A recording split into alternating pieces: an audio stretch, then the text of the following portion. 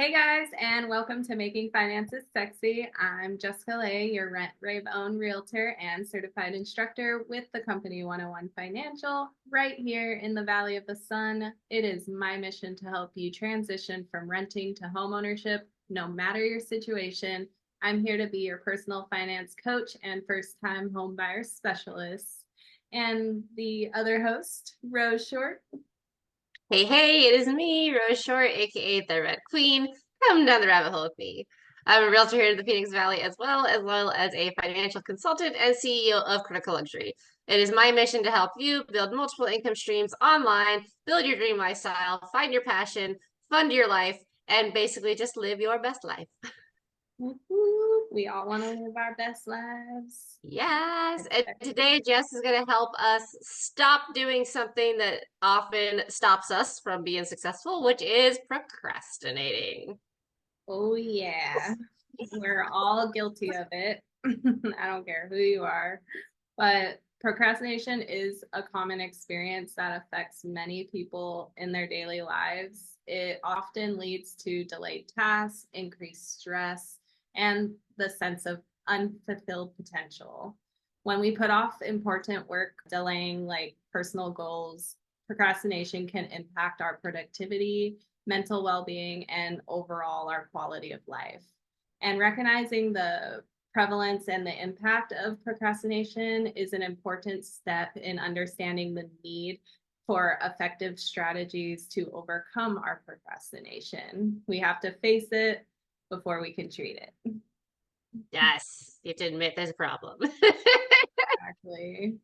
So procrastination, it's basically we just keep putting things off that we need to do, and it can really mess up our plans, like delaying that important project with work or pushing back studying for that exam.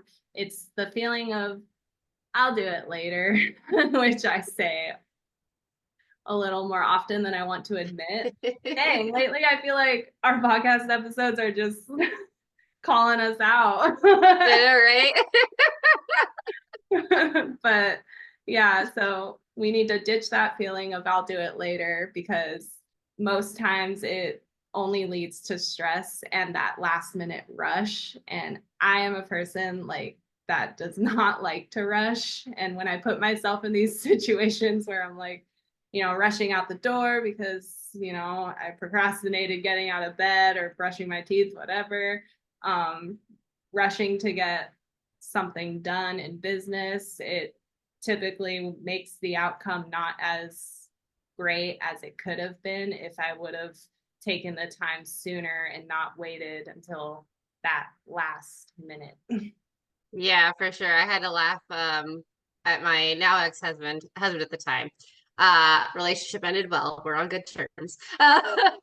But we were doing something and did a bunch of stuff like early on in the day that we had the whole day to just hang out. And he was like, "Wow, once you just like start doing stuff and just get it done, it's really easy."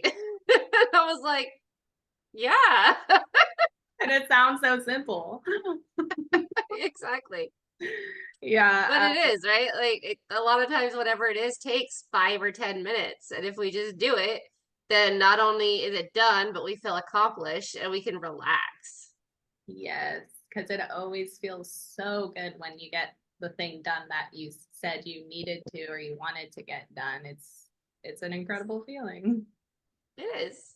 And there's a Um, lot of different ways that we procrastinate, right? So there's the energy vampires, that is the internet or Facebook or Instagram or TikTok or online games, or our PlayStation or Xbox, whatever it could be. There's many things that we utilize to procrastinate. And so one of the things that you've talked about before that works for things other than procrastination, but also procrastination, is setting that timer or setting that schedule of I'm going to do this at this time, no matter what's happening. yeah, exactly. And if you have to tell your significant other, or your friend or whatever, like if I don't do this task, I have to give you $50 or something, like I've done that before with one of my friends recently. Well, she really wanted to get into a gym routine, but she was like, she'd go one day and then not go. And I was like, okay, what about this? If you don't go to the gym, like these days that you're saying you're going to go, you have to Venmo me. And guess what happened? She's going to the gym, like Right? if you're the type of person that needs that type of like help or motivation, like reach out, like we always talk about support, friends, family, therapist, I don't know, whoever. Yeah. Yeah. And again, like it's super important to keep that healthy balance, right? Like there's been times that you and I talked that I'm like, yeah, I procrastinated and didn't do anything this weekend. But it's usually because the weekend before I overachieved and got a ton done. And so Mhm. procrastination can be okay if you're ahead, right? If you've already planned that like I want a lazy day on Sunday, so I'm gonna get everything I need done on Saturday. Like that's not necessarily the same kind of procrastination. But when procrastination becomes, like you said, detrimental to your work, to your school, to your home life, that's when it's a problem. And that's when you really need to start figuring out time management and scheduling a lot more seriously. Absolutely. And so, why do we procrastinate? There's a bunch of reasons behind it, but sometimes it's the fear of not doing a good job, or maybe we're not feeling motivated to get started. Perfectionism can also play a big role, where if you feel like you have to do everything flawlessly, and procrastination really, really sneaks in there. And we know a few people that are in that state right now where if it's Yeah. not perfect, and nothing's perfect, we're not perfect. So why does your content have to be perfect? Yeah. Yeah. We see it all the time with online marketing where they're like, well, my funnel's not like perfect yet. And it's like, well, you don't even know what perfect is until you get it in front of people and find out what resonates. So stop worrying about perfection and just get it out there. Yes. And I know like most of the things we procrastinate are the things that we don't want to do. So it's super easy to just get sidetracked by the more enjoyable activities that we like to enjoy in life than to do the things that need to get done but aren't fun. Yeah. And that's why you should build your business around your lifestyle because then it is fun. Yeah, exactly. Although even then it can be hard. I think the last challenge video, I think I put it off to like the last possible second. Exactly. Even if you really enjoy like what you're doing and what you're talking about, there are moments in business, there's still parts of your business that aren't super exciting to do, but it is really helpful to get done. Yeah. And again, that's where accountability comes in handy. There's many days that I don't want to go out and dog train, but I've got somebody pawing me saying, I have a lot of energy. We need to do something. So we Yeah, take her out. So I love your point about accountability. exactly. Just having accountability partners are a really strong tool. And I mean, I always think about it. I mean, you're pretty much my accountability partner when I like hear about you doing things and I'm like, okay, yeah, I need to do things too. But it's uncomfortable, guys, and like, but if you keep avoiding things forever, where are you going to be in a year, 5 years? You just don't want to waste all that time. Yeah. And especially because, when you figure it out, when you time manage properly, then again you get that sense of achievement and then you can do the fun stuff without feeling guilty about doing the fun stuff, which makes it even more fun, right? Like how many times have you been playing an online game with somebody who's like, I really need to go do the dishes. I'm gonna get yelled at for not doing the dishes, da da da. Whereas if they've done the dishes before jumping on the video game, there wouldn't be that. So it's just there's so many levels to what not procrastinating can do for your just overall well-being and happiness. Yeah, that's a big one for me when I feel like I'm slacking off or whatever and didn't like, touch on my business or, do the laundry, like any life tasks. And then I'm just, out at a rave or out at a restaurant with Kalani, whatever. I don't really honestly have a great time anymore unless I did something that was slightly productive before the fun thing. Yeah. But the psychology behind procrastination, it's impulsivity and emotional regulation and self-control all play a big role in why we procrastinate. When we act on an impulse without considering the long-term consequences, it leads to procrastination. And our ability to manage our emotions also affects how we tackle tasks. If we are feeling overwhelmed and anxious, it's super easy to put things off. And then there's the self-control, which is crucial for overcoming the urge to procrastinate and staying focused on the task at hand. So the factors really shed light on why we struggle with procrastination. And I'm sure many of us can relate. When I'm stressed out or overwhelmed, nothing gets done. I've gotten a lot better over the years, like taking care of my health and practicing more mindfulness and ice baths and things like that. It strengthened me, I guess, from being able to still get things done, even if mentally I'm not fully there. Like if you knew me 4 years ago, 5 years ago, that slightest anxious feeling, I'd be down in bed all day. Like it's tough, and it's our minds. And if we're not taking care of ourselves physically, mentally, spiritually, then it's just so detrimental, and we stop ourselves from reaching our full capabilities. I mean, there are times where your content might suffer if you're powering through. I've had it a few times where I've gotten a few videos done and I'm like, I'm not happy with these, but I just need them up because they need to be up. Something needs to be there, right? But when that happens, it's okay to take a 10-minute breather and go for a walk or go clear your mind or whatever it may be to get yourself in the right mindset to go ahead and power through. But if whatever you're working on is going to suffer even more, I would say really, really look at it and figure out okay, I know if I work on this tonight, this is going to be crap. Whereas if I go to sleep right now and come at it in the morning, yes, I'm technically putting it off, but I'll have a fresher perspective and I'll be able to do better on it. So you should power through. You should absolutely force yourself to do whatever it is.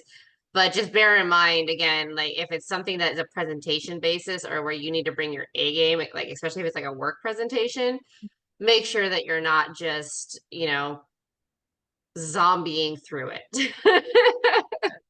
No, that's a beautiful point, because I'm a person that is really impatient. Again, I'm exposing myself Same. all the time. Oh my gosh. But yeah, when my impatience gets to me, I'm like, I just want to do it now. I'm gonna get it done now, but I feel like shit. And then yeah, the end result is nothing like it could have been if I said, no, pause, go take 10 minutes, go do some yoga or breathe, whatever, sleep on it, and then do it. That's always the best option, not just forcing yourself to do things, unless it is something that needs to be done. But most times the things that we need to get done don't need to be done immediately. Yeah. And some strategies for overcoming procrastination: breaking tasks into smaller steps. It just makes it a lot more manageable and feel less overwhelming. And it feels good when you achieve the small task and then move on to the next one. Similar to what we've talked about before. Exactly. I think in goal setting and planning, kind of the same thing. And another strategy is creating a favorable work environment. So we've talked about it before. We're not really fans of working in our bedrooms. It's kind of difficult. And honestly, when I had my roommate move in from Hawaii, my office space at my rental was taken over by him. So I had to move my desk into my bedroom, and I noticed my productivity kind of went way down after that, which is okay. Like life happens and whatnot, and you like adjust and make things work or whatever. But like now having my office space again in my new house and my desk organized, clean, like because if you have a messy workspace, oftentimes you're not going to be very productive and get things done unless Yeah, or even separate computers, right? So one computer that's just work and one computer that's just personal. That way you're not tempted on your work computer to, oh, well, let me just play a game of Hearthstone real fast kind of thing. exactly. That's why I like Google because you have like the different Google profiles. So Yeah. like I have my work one and then my personal one. And I mean, I guess you could switch back and forth, but at least you don't see things that tempt you. Yeah. And then set yourself some realistic goals and deadlines that can help create a sense of urgency and motivation to start certain tasks. And we always talk about time management strategies, implementing your time management techniques, and then cultivate some self-compassion for yourself. Understanding that it's okay to make mistakes can really help reduce your fear of failure that often leads to procrastination. Because if you're fearful of failing, that really stuns you and you don't want to do the things that you're afraid to do. And then nothing gets done. Yeah. Yeah, it's so sad that we have such a culture of negativity when it comes to failure. Because failure doesn't mean that you're a terrible person or that you'll never succeed or any of these things. It just means that this one particular thing didn't work. But we have such a negative context behind it. At least here in the States, I don't know, I can't speak for if it's a global problem, but it seems to be. And just, it's okay to fail. It's okay to make mistakes. Like the world's not going to end because something you tried didn't work out. And Yeah. the only way you're going to learn and grow is to fail. So just embrace the failure, embrace the chaos, embrace the, knowledge that it's going to happen and move on. Which I know is easier said than done. It always is, but like I'm listening to the 5 a.m. club right now, and like I've read a lot of those like business and successful people, like whatever books and things like that, and pretty much all of them go into like their failures because I don't know, I feel like don't you don't really get to success without them. Like if you don't Yeah. fail, how do you expect to elevate from anything, really? If we're staying stagnant and like not trying anything, then what are you doing? Yeah. You're existing, you're not living. Yep. So addressing your underlying fears and anxieties is a really good step that can contribute to overcoming your procrastination habits. Once you face your fears, give yourself grace. Like we're human, we have emotions and feelings and everything, but then just move on and try the things. Yep. And then always seek, we always bring up seeking accountability and support, sharing your goals with a friend or colleague, and seeking support from a mentor or coach. It provides accountability and encouragement to stay on track. Like I love being my financial students cheerleader, or kind of on them. I'm like, did you update your projections? And they're like, oh no, I didn't, but I'll do it tonight or whatever. Like, and I'm like, okay, cool. You better have them done before our next class, like just being that support system, making sure that they're doing the things that they need to do and sticking to their plan and their word. And then that also makes them feel really good compared to their feelings when they're slacking off or not doing the things that they set out to do. That feels worse than having somebody tell you to do something and then you get it done. And I think that's Yes, all absolutely. I agree. All right, guys, that about wraps it up for procrastination. Next week, I want to go a little bit deeper into setting up your ideal workspace.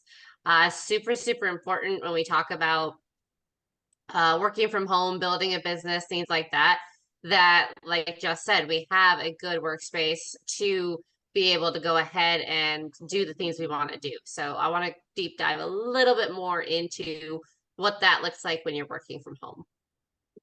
Love it. Keep it sexy. Yeah.